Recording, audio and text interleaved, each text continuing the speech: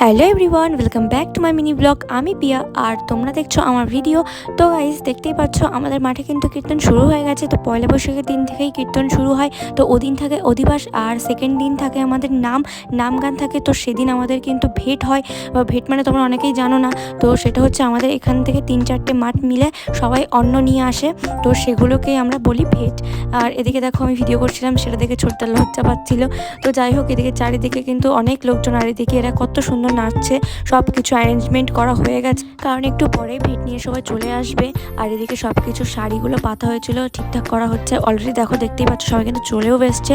আর এদিকে সবার মাথায় কিন্তু এক একটা করে ছোট ছোট বাটি গামলা, ওর মধ্যে কিন্তু অন্ন নিয়ে এসছে সবাই। তো এখানে আমি একটু ছোট করে ভিডিও ক্লিপ নিচ্ছিলাম। দেন দেখো কত লোকজন, 3-4টে মাঠ, অনেক সবাই মিলে এসে অনেক মজা আনন্দ করে, নাচ টাচ সব কিছুই হয়। তো তোমরা সবটাই দেখতে পাবে। দেখো এখানে কত সুন্দর করে সবাই নাচ করছে, এদিকে সোনামাও নাচছে।